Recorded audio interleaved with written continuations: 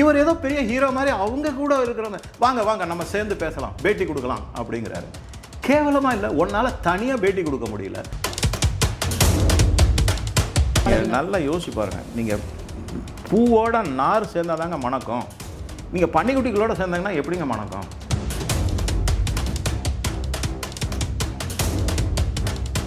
நான் ஒன்றே ஒன்று கேட்குறேன். 1966 இந்திய ரூபாயின் மதிப்பு இழக்கப்பட்டது, குறைஞ்சது. அதுக்கு இந்திரா காந்தி ஒத்துக்கிட்டாங்க. இந்திரா காந்தி எதுக்காக கையை முறுக்கினாங்க. அப்புறம் உலகெங்கிலும் உள்ள அர்ஜுனா நேயர்களுக்கு வணக்கம். இன்னைக்கு நம்ம ஒரு சுவாரஸ்யமான ஒரு உரையாடல் பண்ண போறோம். ஜியோ பாலிடிக்ஸ்ல நீங்க பார்த்திருப்பீங்க, இவரோட வீடியோவை ரொம்ப வைரலா போயிட்டு இருக்கும் ரங்கராஜன் சார். இன்னைக்கு நாம என்ன அவர்கிட்ட கேட்க போறோம் அப்படின்னா, இந்த அமெரிக்காவுக்கும் இந்தியாவுக்கும் இடைப்பட்ட ஒரு ஒப்பந்தம், இதை காரணமா காமிச்சு காங்கிரஸ் என்ன சொல்லிட்டு இருக்காங்க அப்படின்னா, மண்டியிட்ட மோடி அப்படின்னு சொல்லி இன்னைக்கு இந்தியா முழுக்க ஒரு அவதூறை பரப்பிட்டு இருக்காங்க. இது பத்தி நம்ம ஐயா கூட பேசலாம். வணக்கம் சார். வணக்கம். இந்த இந்தியா அமெரிக்கா ஒப்பந்தம் இருக்குல்ல சார், இதுல முதல்ல வந்து ட்ரம்ப் 50% டாக்ஸ் போட்டாரு, அதுக்கப்புறம் திரும்ப 18% போட்டாரு. இதெல்லாமே நம்ம எல்லாருக்கும் தெரியும். ஆனா 50% போட்டப்பையும் காங்கிரஸ் என்ன சொன்னாங்கன்னா, பாருங்க மோடிக்கு வந்து ஆட்சியை நடத்த தரல, பாருங்க இப்படி ட்ரம்ப் போட்டுட்டாருன்னு சொன்னாங்க. அதுக்கப்புறம் அவர் வந்து ஒரு டிப்ளமேட்டிக்கா எவ்வளவு ஹேண்டில் பண்ணி அமெரிக்க யூனியன் கூட ரொம்ப ஒரு அமைதியான போக்கை கடைப்பிடிச்சு ஐரோப்பிய யூனியன் கூட ஒரு வர்த்தக ஒப்பந்தத்தை அவர் ஒரு ஃப்ரீ ட்ரேட் இதை வந்து போடுறாரு. அதுக்கப்புறம் தன்னால ட்ரம்ப் அவர்களே ஃபோன் பண்ணி அதை வந்து 18% குறைக்கிறாரு. ஆனாலும் இங்கே காங்கிரஸ் தரப்புலேருந்து என்ன சொல்றாங்க அப்படின்னா, 18% ரொம்ப அதிகம், நீங்க வந்து எப்படி இந்த மாதிரி பண்ணலாம். அதே போல அங்கேருந்து இறக்குமதி ஆகிறது இருக்கு இல்லையா, அதுக்கு 0% நீங்க கொடுத்துருக்கீங்க, இதுக்கு முன்னாடி அப்படி கிடையாது, அது ஏன் இப்படி வந்து ஒத்துக்கிட்டீங்க அப்படின்னு சொல்லி மோடி அவர்கள் வந்து கம்ப்ளீட்டா சரண்டர் ஆயிட்டாரு அப்படின்னு சொல்லி சொல்றாங்க. இது உங்களோட பார்வையில் நீங்க இது எப்படின்றது தெளிவா சொல்லுங்க சார். ராகுல் காந்தி வந்து அவர் அரசியல் நடத்துகிறார தவிர அவருக்கு உலக அரசியல் பற்றியோ பொருளாதார நடவடிக்கைகள் பற்றியோ ஒப்பந்தங்கள் பல நாடுகளோட ஏற்படக்கூடிய வர்த்தக ஒப்பந்தங்கள் பற்றியோ அடிப்படை அறிவே கிடையாது அவருக்கு. இது ஒரு முக்கியமான பாயிண்ட்டு. அதெல்லாம் தெரிஞ்சிருந்துன்னா அவங்க இந்த மாதிரி பேச மாட்டாங்க. அதாவது எதுக்காகவாது அரசியல் செய்யணும் அப்படிங்கிறதுக்காகத்தான் அவங்க இந்த மாதிரி முன்னெடுப்புகள்லாம் பலவிதமான கம்ப்ளைண்ட்ஸை செஞ்சுக்கிட்டே இருக்காங்க. இப்போ நீங்கள் தொடர்ச்சியாக பாருங்கள், கடந்த 11 ஆண்டுகளில் ஏதாவது நான் பல வீடியோக்களில் டிஎம் நேயர்களுக்கும் சொல்லியிருக்கேன். என்ன அப்படின்னா, கிட்டத்தட்ட 40 முறை இந்த லோக்சபா அசம்பிள் ஆகிருக்கு, கூடியிருக்காங்க. ஒரே ஒரு தரம் இது மக்கள் சார்ந்த பிரச்சனை அப்படின்னு ராகுல் காந்தி சொல்லியிருக்காரா? கிடையாது. ஒவ்வொரு தரம் என்ன பண்ணுவோம், பெகாசஸ் வந்தது, சுப்ரீம் கோர்ட்டு சொன்னாங்க தவறு, பாஜக வந்து தப்பு செய்யலைன்னா.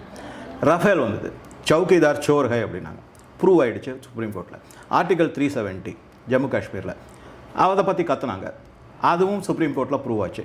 அதுக்கு அடுத்தது நீங்கள் பார்த்தீங்கன்னாக்கா முத்தலாக்கு, அதுவும் சுப்ரீம் கோர்ட்டில் எந்த தவறும் இல்லைன்னா. ஆக மொத்தம் அவங்களுக்கு என்ன ஆகுதுன்னா, தோல்வி மேலே தோல்வி. அதுவும் பாராளுமன்றத்தில் இல்லை, சுப்ரீம் கோர்ட்டில் போய். அது எதனால் முக்கியத்துவம் வாய்ந்ததுன்னா, சுப்ரீம் கோர்ட்டை பொறுத்த வரைக்கும் காங்கிரஸினுடைய லாபி தான் அதிகம். ஒரு டசன் லாயர்ஸ் இருக்காங்க, கபில் சிபல், பிரசாந்த் பூஷன், துஷ்யந்த் தவே, அப்புறம் இந்திரா ஜெய்சிங், இந்த மாதிரி ஒரு ஏகப்பட்ட அபிஷேக் மனு சிங், இந்த மாதிரி இருக்காங்க. அவங்களால ஜெயிக்க முடியாது அப்படின்னா அங்கே என்ன உங்களுக்கு மக்களுக்கு என்ன புரிய வருது? உண்மை நிலைநாட்டப்படுகிறது அப்படி. இதை அவங்களால ஜீரணிக்க முடியல.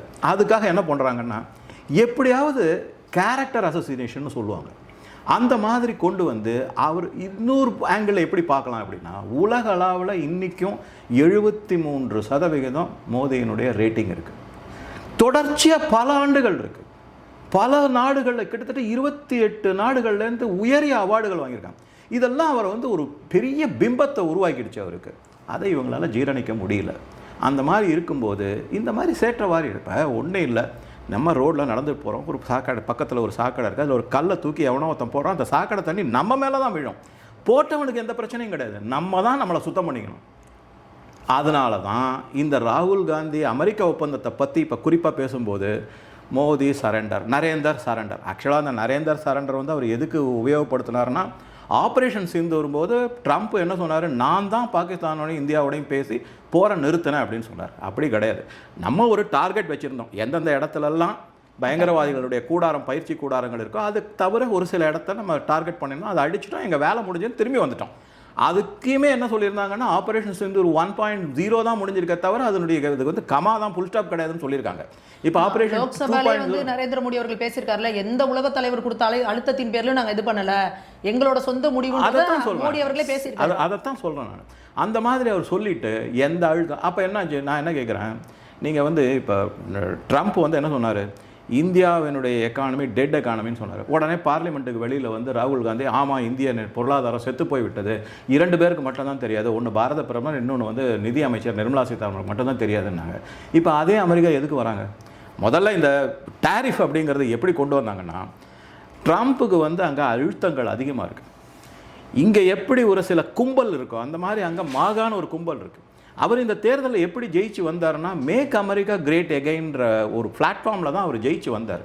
அதுக்கு அவர் என்ன சொன்னார்னா, அமெரிக்காவில் மிகப்பெரிய பொருளாதார வீழ்ச்சி இருக்குது. இதெல்லாம் இப்போ சொன்னால் யாருக்கும் சட்டுன்னு புரியாது. ஏன்னா நான் பல வீடியோகளில் வந்து இந்தியர்கள் அமெரிக்காவில் இருந்தால் திரும்பி வந்துருங்கன்னு சொன்னால் அவங்களுக்கு கோபம் வருது.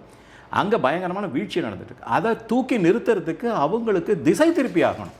அந்த மாதிரி ஒரு திசை திருப்பு முயற்சியை தான் ட்ரம்ப் செஞ்சுருக்காரு. சரி, அவர் தான் செய்கிறான்னா கிடையாது. அவரை ஆட்டு வைக்கிறதே டீப் ஸ்டேட்டும் சிஐஏவும் தான் அவரை ஆட்டு வைக்கிறாங்க. இதில் யார் இருக்காங்கன்னா, உலகத்தின் மிகப்பெரிய பணக்காரர்கள் இருக்காங்க. அவங்க என்ன சொல்கிறாங்களோ அதுபடி தான் அமெரிக்கா ஆட்சியே நடந்துக்கிட்டு இருக்கு. ஃபெடரல் ரிசர்வ் முதற்கொண்டு டீப் ஸ்டேட் கையில் தான் இருக்குது. இன்ட்ரெஸ்ட்டை குறைன்றாங்க, அவர் குறைக்க மாட்டேங்கிறாரு. இந்த மாதிரி இதெல்லாம் பல சிக்கல்கள் இருக்குது. டாலருடைய வீழ்ச்சி இருக்குது. இன்றைக்கி பார்த்தீங்கன்னா கோல்டு விலை, இது மாதிரி பல விஷயமான இதெல்லாம் இருக்குது. அப்படி இருக்கும்போது, பொருளாதார வீழ்ச்சி அடைஞ்சிக்கிட்டு இருக்கும்போது இதை எப்படியாவது திசை திருப்பணும். அந்த மாதிரி செய்யும்போது அவர் வந்து நான் எல்லா இடத்துலையும், மோரோவர் ட்ரம்ப்பை பொறுத்தவரை அவர் ஒரு மெகாலோமேனியாக்கு, நார்சிஸ்ட், இந்த மாதிரிலாம் பல வார்த்தைகளை நம்ம சர்வசாதாரணமாக யூஸ் பண்ணலாம். அவருக்கு எல்லாமே ஒரு தான் பெருசாக செஞ்சேன் அப்படிங்கிறது அவர் பெருமை பேசக்கூடியவர். அவர் எவ்வளோ, நான் என்ன கேட்குறேன், அவர் ஜனவரி 20 2024 பதவி ஏற்றார் ட்ரம்ப்பு. இப்போ ஒரு வருஷத்துக்கு மேலே 1.5 வருஷம் ஆயிடுச்சு. நான் என்ன கேட்குறேன், அவ்வளவு பேசினார்ல, பாரத பிரதமர் ஏதாவது ஒரு வார்த்தை பேசினார்? இல்ல, அவர் ஏன் அப்படி பேசாம இருக்காரு? அவர் அமைதியா இருக்கிறதுக்கு காரணமே அவர் சரண்டர் ஆயிட்டாருங்கிறதுக்காக தான். அதுதான் என்ன சொல்றது, ராகுல் காந்தி வந்து அவங்க தரப்புல இருந்து வைக்கிறாங்க. அதுதான் empty vessel make noise. Exactly, அது ஒன்று. தமிழில் வந்து அதை எப்படி சொல்லலாம்னா, அது வந்து எம்டி வெசல் மேக் நாய்ஸுங்கிறது ட்ரம்ப்புக்கு. நம்ம பாரத பிரதமர் பொறுத்த வரைக்கும் நீங்கள் எப்படி சொல்லலாம்னா, நிறை குடம் நீர் தழும்பாது, அவ்வளோ. அவர் என்னுடைய டைம் வரும் அப்படிங்கிறாரு. வந்துச்சா இல்லையா? சரி, இப்போ இன்னொரு குற்றச்சாட்டு என்ன, முன்னாடி 3% தான் இருந்தது, இப்போ 18%. 3% எல்லா இடத்துக்கும் இருந்தது, இந்தியாவுக்கு மட்டும் இல்லை, ஐரோப்பாவுக்கு இருந்தது, 5 ஐஸ்னு சொல்லக்கூடிய எல்லா கண்ட்ரிக்கும் இருந்தது, அந்த 5 நாடுகளுக்கு இருந்தது. இப்போ அவங்களும் நம்மளை விட அதிகமாகலாம் பே பண்ணுறாங்க. இப்போ எப்படி பார்க்கணும் அப்படின்னா, முதல்ல 25% தான் டேரிஃப் கொடுத்தாரு. ரஷ்யாவோட ஆயில் வாங்குறாங்கிறதுக்கு அனதர் 25% கொடுத்தாங்க. அதுக்குள்ளே இங்கே பரப்புரை என்ன செய்யப்பட்டதுன்னா, இல்லை 25% மட்டும்தான் கொடுத்தாங்க அப்படின்னாரு. சரி, ஓகே. அதுக்கப்புறம் சரி 25% மட்டும்தான் 18% கொடுத்தாங்க, 7% தான் பெனிஃபிட் இருக்குது, அந்த 25% பெனல்ட்டி ரஷ்யா ஆயில் வாங்குறதுக்காக கொடுத்தது போகலை அப்படின்னா, 4 நாளில் அதே ட்ரம்ப் பதிவு போட்டார், இல்லை மொத்தமாக 18% 50 இருந்துன்னு. அப்போ யார் சரண்டர் ஆகிருக்காங்க? ட்ரம்ப்பு சரண்டர் ஆகிருக்காரு, இல்லை பாரத பிரதமர் மோடி சரண்டர் ஆகிருக்கு? அது ஒரு பாயிண்ட். இன்னொரு பாயிண்ட் அவர் சொன்னார். அவருடைய ட்ரூத் சோஷியலில் போய் அவருடைய பதிவுகள்லாம், ட்ரம்ப்போட பதிவுகள்லாம் படிச்சிங்கன்னா அவர் எந்த அளவுக்கு தற்பெருமையும் பொய்யுரையும் செஞ்சுருக்காருன்னு தெரியும். இன்னொரு பாயிண்ட் என்ன சொன்னார் அப்படின்னா, இந்தியா வந்து $500 பில்லியன் பொறுமானம் உள்ள அமெரிக்க பொருட்களை வாங்குவதற்கு உறுதி செய்திருக்காங்க அப்படின்னாரு. அதே ட்ரம்ப் இப்போ அடுத்த பதிவு என்ன போட்டிருக்காரு, விருப்பம் தெரிவித்துள்ளார்கள்ங்கிறாரு. அப்போ உறுதிக்கும் விருப்பம் தெரிவித்திருக்கும் உங்களுக்கு நீங்கள் வந்து லீடர் ஆஃப் அப்போசிஷன் பார்ட்டி, அந்த அளவுக்கு கூட உங்களுக்கு புத்தி. அதனால தான் நான் சொன்னேன், அவருக்கு எந்த புரிதலும் கிடையாது, சும்மா ஏதோ சேற்ற வாரி இறக்கணும். அந்த சாக்கடையில் விழுந்தோன்னா நம்ம தான் நம்மளை சுத்தப்படுத்திக்கணும்.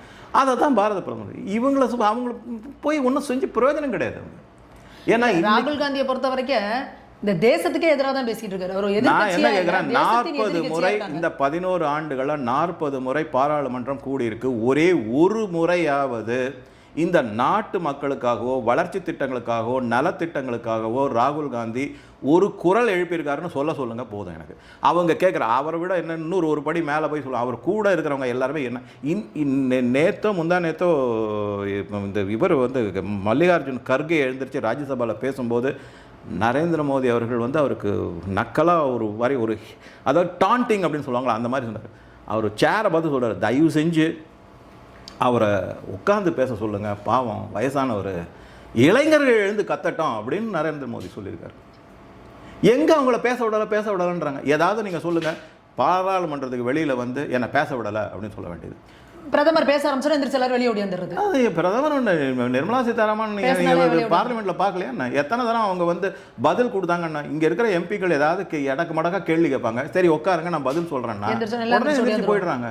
அவங்களே சொல்லுவாங்க ஓடாதீங்க நில்லுங்க கேளுங்கன்றாங்க. ஆனாலும் தெரிச்சு தலைதறிக்க ஓடி வராங்க வெளியே. சரி, இப்போ வந்து இவர் சரண்டர், இவருக்கு வந்து தைரியம் இல்லை இதெல்லாம் சொல்கிறாருல்ல.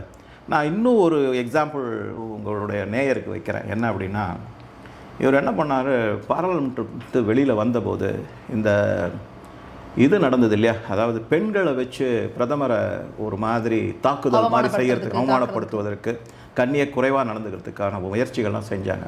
அது எல்லாமே ரெக்கார்ட் ஆகிடுச்சு. கிரண் ரிஜிஜு அதை பற்றி பல தகவல்களை தெரிவிச்சிருக்காரு. ஓம் பிர்லாவும் தெரிஞ்சிருக்காரு. அதை தவிர என்ன அப்படின்னா, முக்கியமான செய்தி என்ன வந்திருக்கு அப்படின்னா, காங்கிரஸில் இருக்கிற சில எம்பிக்களுக்கே இந்த மாதிரி கீழ்த்தரமாக செய்கிறது பிடிக்கல. அவங்க தான் இண்டிகேஷன் கொடுத்துருக்காங்க இந்த மாதிரி ஏதோ நடக்க போகுதுன்னு. உடனே அதுக்கப்புறமா தான் செக்யூரிட்டி ஃபோர்ஸஸ் எல்லாம் வச்சு இதெல்லாத்தையும் கண்டுபிடிச்சி பிரதம மந்திரி வரவேணான்னு சொன்னது. இது ஒரு பக்கம். அது முடிஞ்சு வெளியே வந்ததுக்கப்புறமா பத்திரிகையாளர்கள் போய் ராகுல் காந்தி கிட்ட கேட்குறாங்க, இந்த மாதிரி நீங்கள் பண்ணிட்டீங்க, உங்கள் மேலே இம்பீச்மெண்ட் மோஷன் வரதுக்கான சான்ஸ் இருக்குது, பதில் சொல்லணும்னா கார் ஏறி ஓடி போயிட்டார் அவர். சரி, அப்படி ஓடினவர் அடுத்த 2 நாள் கழிச்சு எந்த மாதிரி ஒரு முன்னெடுப்பை செஞ்சார், என்ன மாதிரி ஒரு நடவடிக்கை செஞ்சார்? அஸ்வினி வைஷ்ணவும் பிரகலாத் ஜோஷியும் பத்திரிகையாளர்கிட்ட சந்திச்சிருக்காங்க பார்லிமெண்ட்டுக்கு வெளியே.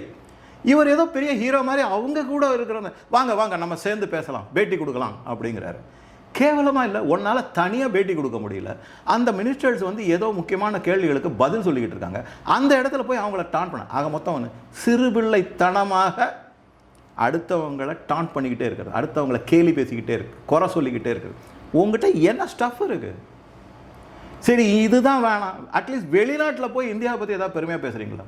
ஒன்றும் கிடையாது. கேவலமாக பேசுறது. எந்த பெண் எம்பி உங்களுக்கு தெரியுமா தெரியாது, பல பேருக்கு படிச்சிருப்பாங்கன்னு நினைக்கிறேன்.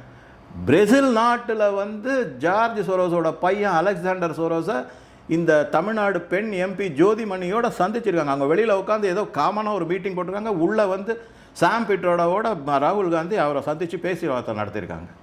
ஒவ்வொரு தரம் வெளிநாட்டுக்கு போகும்போதெல்லாம் இந்த மாதிரி ஏதாவது. இப்போ இன்னொரு, நான் என்னோடய வீடியோவில் கூட சொல்லி, இப்போ எப்போவுமே சோனியா காந்தி போய் கங்காராம் ஹாஸ்பிட்டலில் படுத்தாங்கன்னா ஒரு டூல் கிட் வெளியே வர போகிறதுன்னு அர்த்தம். இந்த மாதிரி ஒரு இது இருக்குது. சரி, நீங்கள் என்ன முன்னெடுப்பு செஞ்சுருக்கீங்க? நீங்கள் இவ்வளோ சொல்கிறீங்களே, உங்களுடைய இப்போ எல்லாம் பேசுவாங்க, நேரு காலத்தில் இருந்தது, இந்த காலத்தில் இருந்தது, அதெல்லாம் விட்டுடுங்க. 2004லேருந்து 2014 வரைக்கும் UPA 1 UPA 2 ஆட்சியில் இருந்தாங்களா இல்லையா? என்ன பொருளாதாரத்துக்கு வாங்க, எப்படி இருந்தது?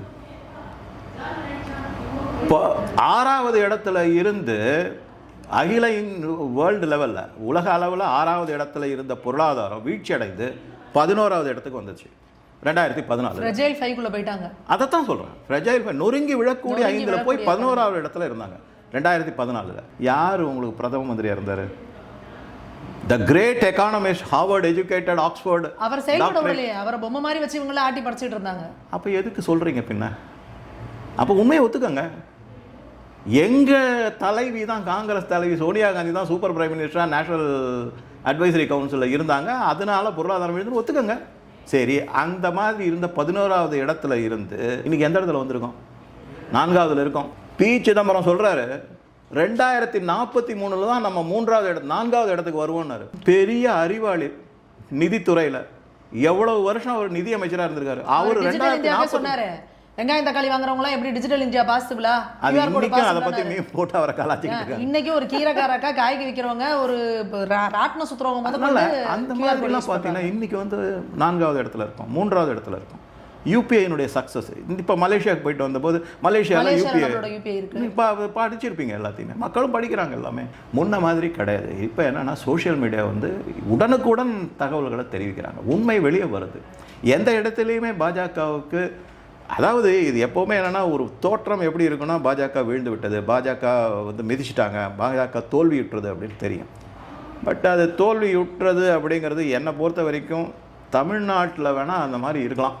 ஒரு அதுவும் இந்த திராவிட இந்த திமுக வந்து கட்டமைக்கிற ஒரு அது வந்து ரொம்ப டைம் ஆகும். அதனுடைய அதாவது அதை பற்றி என்ன சொன்னால் அதனுடைய இது வந்து ரொம்ப மெட்ரிக்ஸ் வந்து ரொம்ப குழப்பமான ஒரு மெட்ரிக்ஸ். தமிழ்நாடு பாலிடிக்ஸ் வந்து குழப்பமான. காங்கிரஸை பொறுத்த வரைக்கும் அவங்க வந்து ஒரு தேசிய கட்சி அப்படின்றதுல இருந்து ஒரு நழுவி இந்த இந்தியாவுக்கே ஒரு எதிரியான ஒரு மனப்பான்மை தான் எடுத்துட்டு இருக்காங்க. நான் வந்து ஆல் இண்டியா பொருளாதாரம் மட்டும் சொன்னேன்ல, நீங்கள் யோசிச்சு பாருங்கள். இன்றைக்கி வந்து 4 ஸ்டேட்டை பற்றி சொல்லியிருக்குங்க. நான் சொல்லலை, நீத்தி ஆயோக்லேருந்து சொல்லியிருக்காங்க. என்ன அப்படின்னா இது ஹிமாச்சல் பிரதேஷும் கர்நாடகாவும் குறிப்பாக சொல்லியிருக்காங்க. பாஜக இதுக்கு முன்னாடி ஆட்சியில் இருந்தபோது சர்ப்ளஸ் பட்ஜெட் கொடுத்துருக்காங்க. இப்போ வந்து டெபிசிட் பட்ஜெட் போயிடுச்சு, ரெட் ஜோனில் வந்துருச்சுன்னு சொல்லி நீத்தி ஆயோக்கு வார்னிங் கொடுத்துருக்காங்க. அந்த மாதிரி இருக்குது. எல்லாம் இப்போ பேசுகிறாங்க 5000 ரூபா கொடுத்துட்டாங்க, 5000 ரூபா கொடுத்துருக்காங்க. எப்போ கேட்டாலும் பணம் இல்லைன்னு சொல்கிறாருல தமிழ்நாடு முதலமைச்சர். இப்போ மத்தியிலேருந்து எங்களுக்கு பணம் வரல. இப்போ எங்கேன்னு வந்தது நீங்கள் நம்ப மாட்டீங்க. 6500 கோடி பிற்படுத்தோர் நலத்திட்டத்தில் இருந்த பணத்தை எடுத்து யூஸ் பண்ணியிருக்காங்க. இதுக்கு ஆதாரபூர்வமான இது வந்து செய்தி வந்திருக்கு. இது எங்கேருந்து காப்பி அடிச்சிருக்காங்கன்னா அவங்களுடைய களவாணி கூட்டம் இருக்குது பாருங்கள், காங்கிரஸ் கட்சி. அது கர்நாடகாவில் அதே செஞ்சுருக்காங்க. அவங்க 5500 கோடியை பிற்படுத்தப்பட்ட திட்டத்தில் இருக்கக்கூடிய பண ஒதுக்கீடு எடுத்து இலவசங்களுக்கு யூஸ் பண்ணியிருக்காங்க. அதே மெத்தடை இவங்க ஃபாலோ பண்ணுறாங்க. ஆக மொத்தம் காங்கிரஸாக இருக்கட்டும், கூட்டணி இந்தி கூட்டணி, அவங்களுடைய மெத்தடை ஃபாலோயிங் எல்லாமே ஒன்று தான். கேட்டால் சொல்லுவாங்க பீகாரில் நீங்கள் 10,000 கொடுத்தணும். 10,000 கொடுத்தது ஒன் டைம் பேமெண்ட். நான் திருப்பி சொல்லிக்கிட்டு இருக்காங்க. அது ஒன் டைம் பேமெண்ட். இது மாதிரி ரெகுலர் பேமெண்ட் கிடையாது. அந்த ஒன் டைம் பேமெண்ட் அது ஆமாம் செல்ஃப் ஹெல்ப்.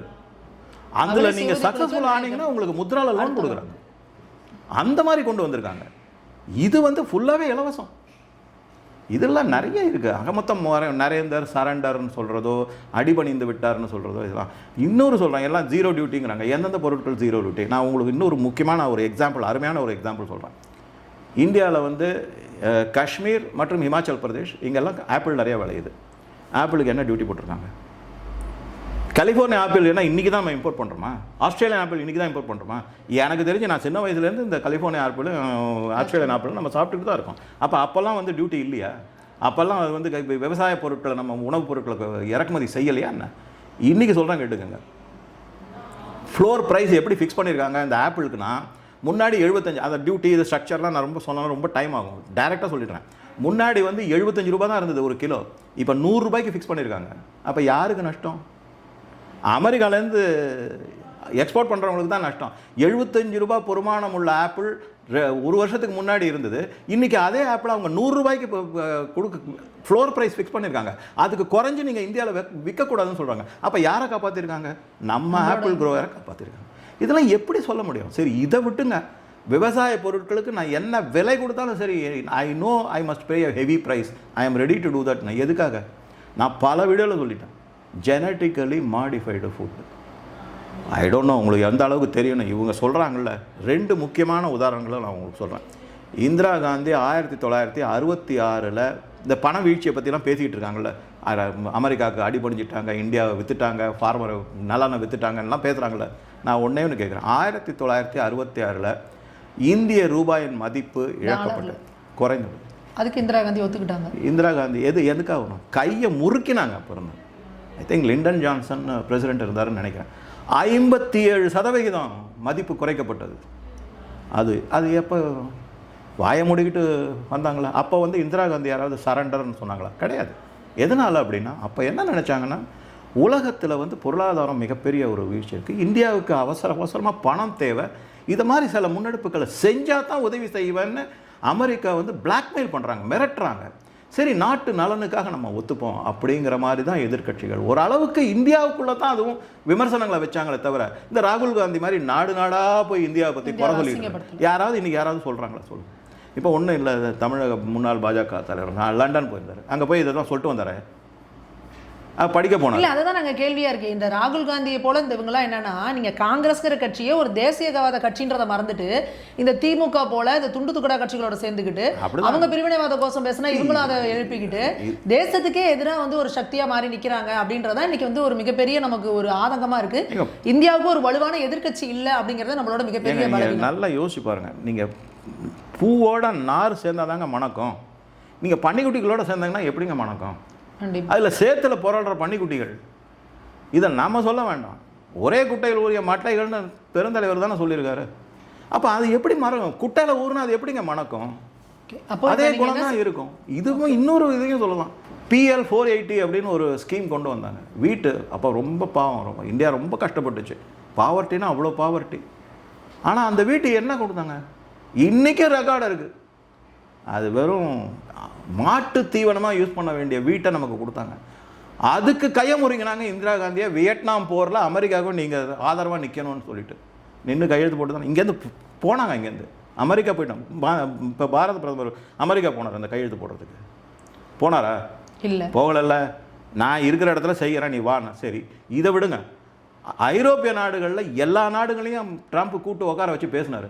எல்லாம் வாயை பொத்திக்கிட்டு அப்படியே வருவார். அடிமை மாதிரி உட்காந்துருந்தாங்க. நீங்கள் அந்த ஃபோட்டோ வீடியோலாம் நீங்கள் பார்த்தீங்கன்னா தெரியும். பாரத பிரதமர் மாதிரி இருந்தாரா? எந்தாவது பேசுவாங்க இவங்க. அந்த PL போட்டு அந்த வீட்டெல்லாம் நீங்கள் பார்த்தீங்கன்னா அதெல்லாம் வந்து விஷம், டாக்ஸிக்னு சொல்லக்கூடிய பார்த்தீனியம் பொருள்லாம் கலந்து கொண்டு வேறு வழி இல்லாமல் வாங்கிக்கிட்டாங்க. அப்போ யார் அதுக்கெல்லாம் ஒப்பந்தம் போட்டாங்க? யார் மக்கள், இந்திய மக்களுடைய ஆரோக்கியத்தையும் கெடுத்து அந்த வீட்டு இன்றைக்கும் அது பிரச்சனையாக இருக்குது. அந்த பார்த்தீனியம் விவசாயிகளை போய் கேளுங்க, சார் இது பெரிய பிரச்சனை சார் இந்த பார்த்தீனியம்னு சொல்லுவாங்க. சொல்கிறாங்களா இல்லையா? நேரு ஆற காலத்துல இருந்து இந்திரா காந்தி வந்து இங்கேருந்து வரவழைச்சாங்க. நீ வா அப்படின்னு சொன்னாங்க, போனாங்க. அவங்க இந்திய மக்கள் இன்னைய வரைக்கும் அவசப்பட்டு இருக்காங்க. சரி, அதையும் விடுங்க. நம்மக்கிட்ட வந்து 1971 பங்களாதேஷ் பிரிவினைவார் அந்த போர் நடந்தது. அந்த போரும்போது இதை முஜிபுர் ரஹ்மானை காப்பாற்றுறதுக்காக ஜுல்ஃபிகார் அலி பூட்டோ கிட்ட என்ன அக்ரிமெண்ட் போட்டாங்க சொல்லுங்கள் பார்ப்போம். ஒரு பொம்பளையை லண்டன் ஏர்போர்ட்டுக்கு அனுப்பி ஜுல்ஃபிகாரோடைய எக்ஸ் லவ்வர், அவங்க கேர்ள் ஃப்ரெண்டு, அவரை வச்சு ஒப்பந்தம் போட்டு வந்தாங்க. அதில் என்ன ஒப்பந்தம் போடப்பட்டதுன்னா, முஜிபுர் ரஹ்மானை தூக்கு தண்டனையிலேருந்து காப்பாற்றிட்டு நம்ம 56 இந்திய விமானப்படை வீரர்களை காவு கொடுத்துட்டாங்க. அதை தவிர 97,000 பாகிஸ்தான் வீரர்கள் பிரிசனர் ஆஃப் வார எந்த நிபந்தனையும் இல்லாமல் விடுதலை செஞ்சாங்க. இதெல்லாம் யார் வந்து சரண்டர் ஆகியிருக்காங்க? என்ன ஆகுது அப்படின்னா, இன்னைக்கு இருக்கிற இளைஞர்களுக்கு இந்த மாதிரி சரித்திர நிகழ்வுகளும் உண்மைகளும் தெரியவில்லை. அதனால இவர் சும்மா சேற்றவாரி இறைக்கிறார். இந்த மாதிரி எத்தனையோ நிகழ்வுகள் இருக்கு. இதை பத்தி பேசுறதுக்கு ராகுல் காந்திக்கு ஒரு கிஞ்சித்து தகுதி கூட கிடையாது. அப்படின்றத தகுதி இல்லை, அவரால் பேச முடியாது. நான் சொன்னேங்க, பிரஸ்ல வந்து நீங்க இந்த மாதிரி பேசிருக்கீங்களா, இம்பீச்மெண்ட் மோஷனுக்கு என்ன நடவடிக்கை எடுக்க போறீங்கன்னா அதுக்கு பதில் சொல்ல முடியல அவரால். இது மாதிரி நிறைய விஷயங்கள் இருக்கு. இது நடந்துகிட்டு தான் இருக்கும். நான் திருப்பி சொல்றேன், மக்கள் தான் இது. எல்லாருமே என்ன கேட்குறாங்க, கோர்ட்டில் போய் ஏன் கேஸ் போடல, பாஜக ஏன் வந்து ஆக்ஷன் எடுக்கல, இதை கேட்டுக்கிட்டே இருக்காங்க. நான் உங்கள் சேனலுடைய நேயருக்கு குறிப்பாக என்ன சொல்கிறேன்னா, மக்கள் தான் இதற்கு முடிவு கட்ட வேண்டும். கோர்ட்டோ வேறு யாரோ செய்ய முடியாது. மக்கள் என்ன செய்யணும்? தூக்கி போடுங்க தேர்தலில். அவங்கள தேர்தலில் புறக்கணிங்க. அப்போ தன்னால் ஒரு 2வது சுதந்திரம் நமக்கு கிடைக்கும். நிச்சயமாக சார். ரொம்ப அருமையாக கருத்துக்களை பகிர்ந்துட்டீங்க. ரொம்ப நன்றி. நன்றி, வணக்கம்.